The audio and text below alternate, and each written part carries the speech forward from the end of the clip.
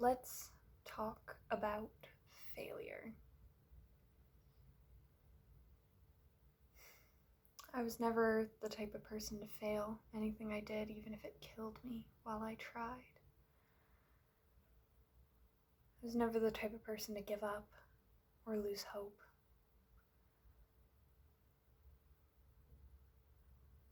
But maybe this year's changed that.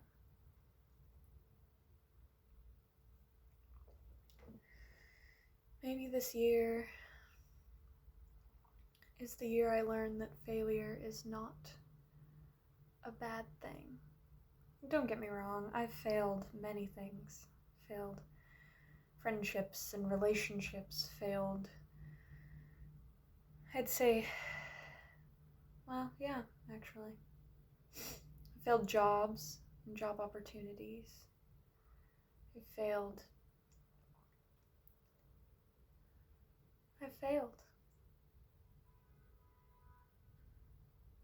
I don't think I'm worth much of anything.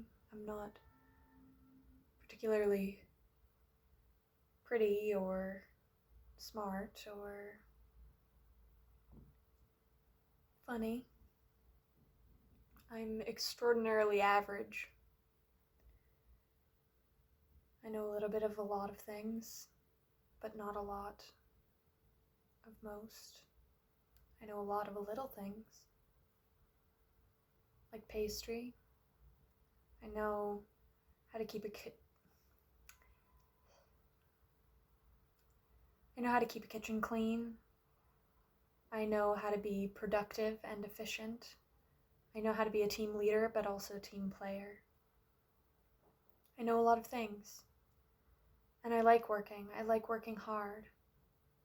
I've only ever wanted to make good food since I was a kid. And I've made a lot of bad food. I've definitely failed a lot making food. That's for sure. Burned things, added too much of this or not enough of that.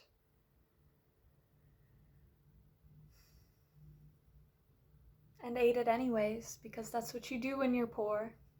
You eat it anyways, because you paid for those ingredients. I was supposed to have an interview today. An interview for a job an hour ago, and they never contacted me. And I know I probably should have contacted them half an hour ago. But I'm just so anxious. I hate this part. I hate applying and interviews and learning a new kitchen. But once I'm in it, I'm so good. I will work harder than everybody else and more efficiently than them too, probably. Because I grew up in kitchens, you know. I started as a dishwasher. I wasn't even supposed to get the job. I was woken up. This was at a time in my life where I used to sleep on the couch. So I'm just fucked up in the head, but that's irrelevant. I was woken up at 6:30 in the morning by my mom asking me, "Do you want to work today?" And I said, "What do you mean?" She said, "Mel, who's like kind of my auntie, but not blood related, and she was a morning cook at this diner in my hometown." And my mom said, "Well, Mel says she needs a dishwasher. If you can go in, like, you'll get paid and everything." Sweet. Yeah, sure. Fuck yeah. I never, ever turned down an opportunity for work at that point in my life. And honestly, like, I don't think I really have turned down many opportunities for work because I just work hard. Like, that's just how I was raised. And one filler shift in dishwashing turned into 4 shifts that week, turned into me being on the schedule, turned into me working my way up to being a line cook up until the building was condemned and I lost that job. But I was in high school and I was going to school full-time. I was working 25 to 35 hours a week and I loved it. I loved that job. I loved the people that I worked with. There was definitely times where there was kitchen politics And I think that's a point that I want to get into now, is that it's never just about making good food. It's never just about the food and the friendly relationships that you have and all of the things that a restaurant should be.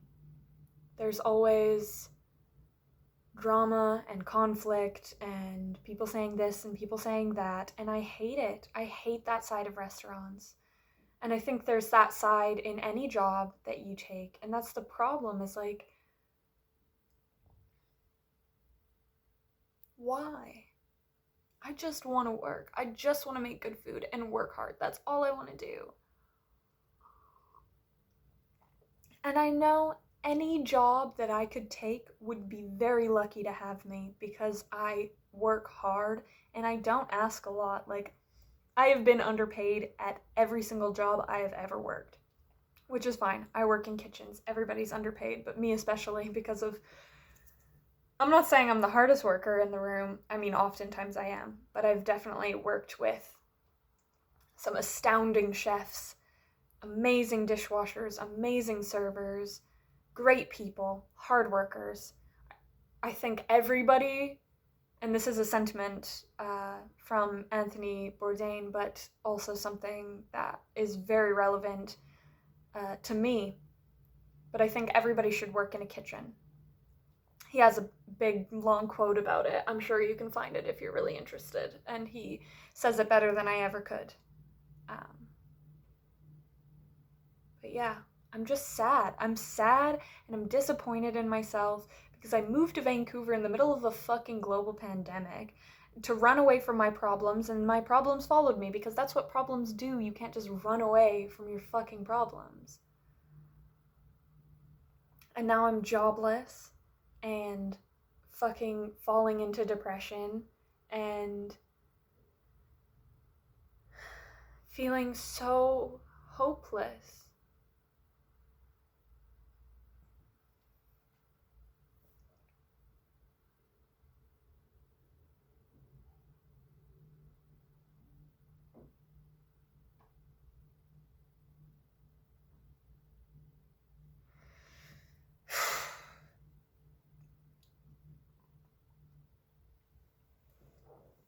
Let's talk about failure.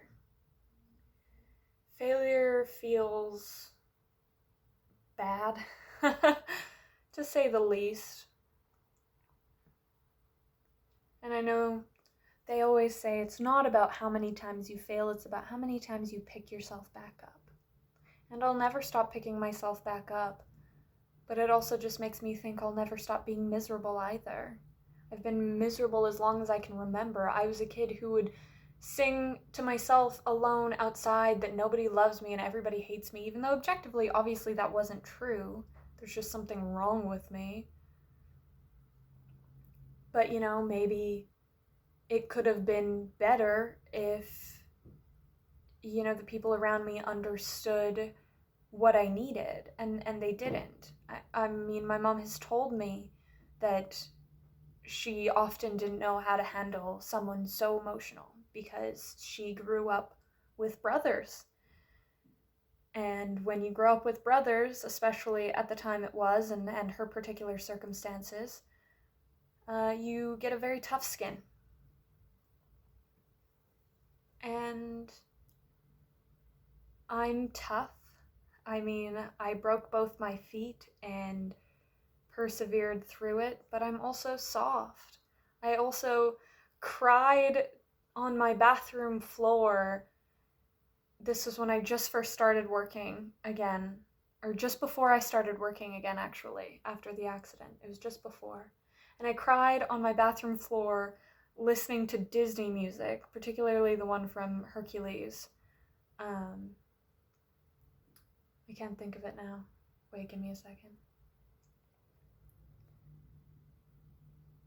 It's like I know the lyrics, but the tune won't come to me because I'm thinking too hard about it. But it's about going the distance. I'm sure you can find it very easily. Maybe I'll make a video on my channel singing Disney music because I know all of the songs. I made a fucking bomb Disney playlist and that shit slaps. I listen to it, I fucking sing along, belt my heart out, and sometimes apparently I cry.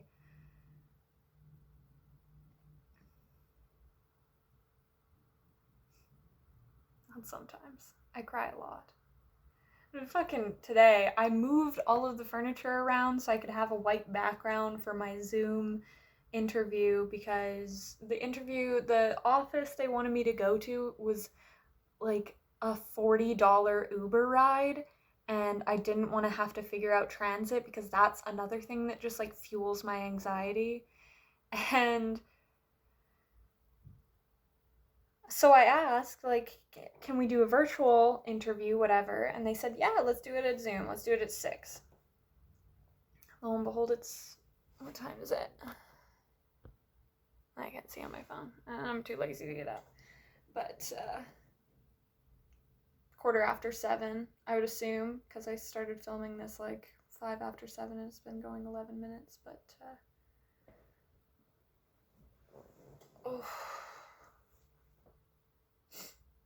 I just feel like I've failed. I had a job, and actually just earlier today, the girl who didn't get fired, which, like, I'm not mad at that because she was there before me and she was like the head pastry chef, whatever. She just posted her new dessert menu and it actually looked quite pretty. I was proud of her. But it just sucks because I know she's probably working 4 days a week, but they didn't have the hours to give me. And I think it's just because my chef didn't want me there anymore or like whatever it was, but I can't care. I can't let myself be dragged down by that. It just sucks because I need money. I mean, you need money to live. And finding a job during a global pandemic is hard, especially the type of job that I would love to have. And I applied for EI and then I got a fucking call. Missed it because I've been getting so many scam calls lately. So it was an unknown number. I just didn't even answer. Left a message from Service Canada. Called him back, didn't pick up, told him to call me. He called me the next day and then told me they can't accept my claim because I had 4 weeks left on an existing claim, which I thought I had ran out, but apparently not. And they weren't going to accept my claim because of me quitting my job that I was working in Creston. And it almost makes me feel like, well, shit, I just shouldn't have got that job. But I did that job because my dad manages, he doesn't own it, but he manages the fish and chip shop in Creston, BC. Check it out, Tim's Fish and Chips. They're fucking phenomenal. Their fried chicken, their fish, I mean, obviously, the fish is the main thing, but I've never been a huge fish person. But the halibut is fantastic, fantastic fish. And then they do Broaster Chicken, Broaster House, which was like a brand, but they got the rights to it, got the pressure fryers, they brine it for hours and hours, and it's just so juicy, but so crisp on the outside. It's literally the best fried chicken I've ever had in my life. So, if you're ever going through the Kootenays, definitely stop at Tim's Fish and Chips. They will not disappoint. For the price point, you're getting so much food. But that's sidetracking. This whole video is just sidetracking. Let's talk about failure. I think everybody has a different gauge of what failure means. They have a different perspective about what failure means. Some people, failing is not something they allow themselves to do, which is just as unhealthy as someone who chronically fails everything they try to do. And I think you need to lie somewhere in the middle. You need to know when to quit, but you also need to let yourself fail and not be mad at yourself for failing. I was mad at myself. I cried to my mom on the phone on my birthday in the rain by the beach because I just felt like such a failure for losing my job and for being so uncertain in so many aspects of my life.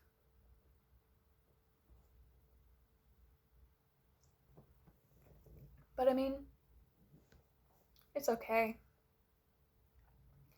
I've been watching a lot of the channel, The Pursuit of Wonder, and one other one it's like numbers and stuff, I can't remember what it's called. And just kind of philosophy videos and everything, and I go through phases. Like, I've definitely watched lots of this type of content in the past, but it's always when I'm feeling very helpless and very lost that I gravitate towards these sort of videos.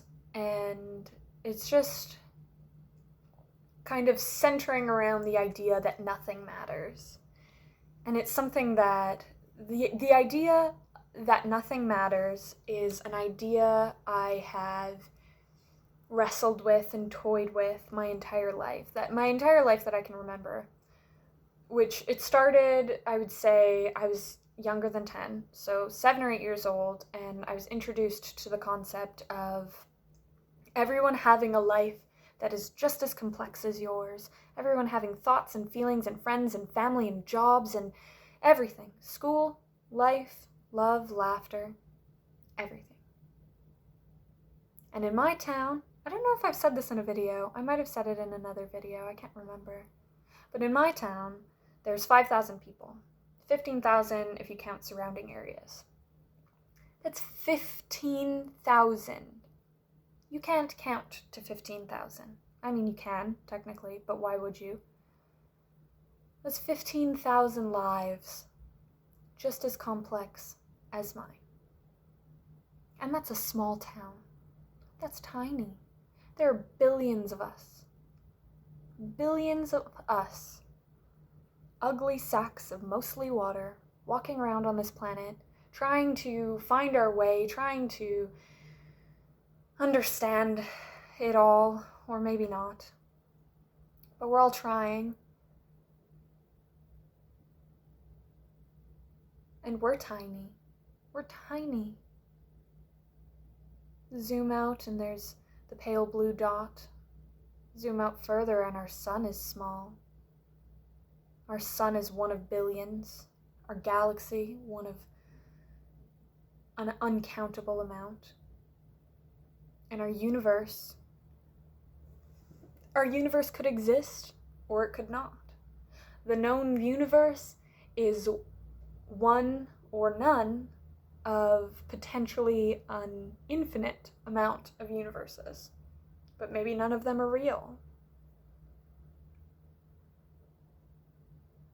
But just as a movie or a video game or any other sort of distraction is not technically real, you can still find peace with it. You can still find enjoyment out of it. So let's talk about failure. Failure.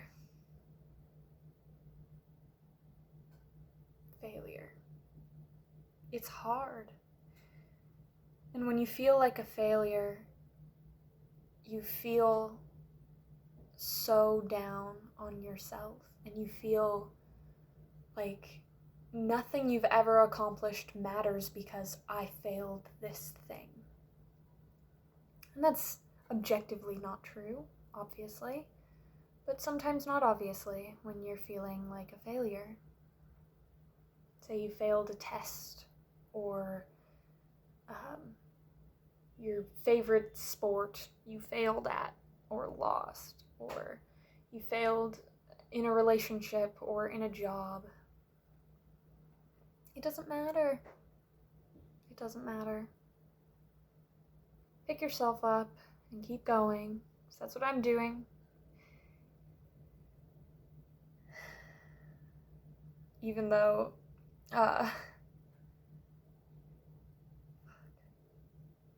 Snapchat just released a look at your year in 2020, and it was the most depressing shit Because I don't just save good things on Snapchat. I save anything. Like, I save so many things because I want those memories to be authentic to what I was actually feeling at the time and not just some clouded, like any other social media, some like clouded perception of happiness and wealth and well-being. Because that's not real life. Obviously, that's not real life.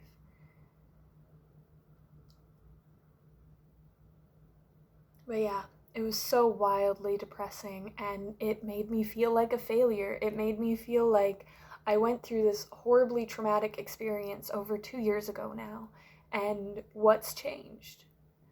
Like, nothing. I'm miserable. I'm fucking miserable, and I'm doing nothing with my life. I'm young, relatively healthy from what I know. Fuck, I might be dying. We are all dying, technically, I guess, but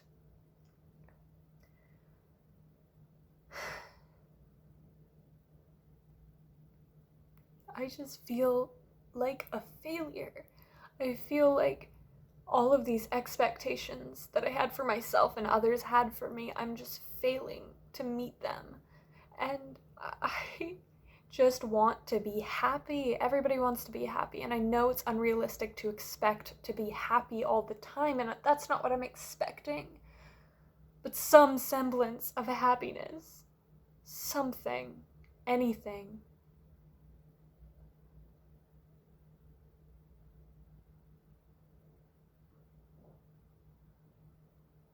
And it's not to say I don't have good things in my life, because of course I do. But it's just within that I have this turmoil, and only I can solve it.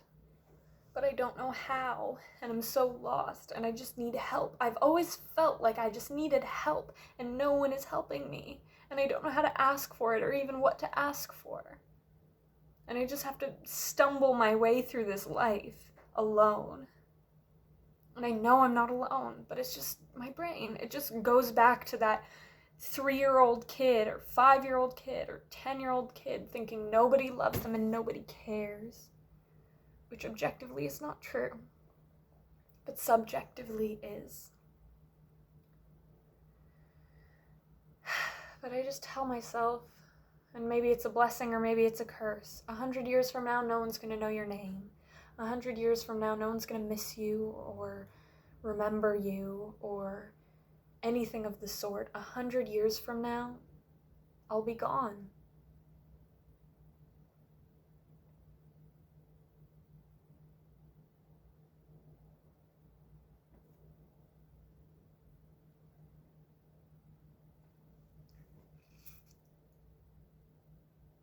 I need to learn how to live better, how to love better. Because I have so much love in me and so much to give. And I feel like it's just being wasted because I'm so lost in the sauce of my own fucking head. And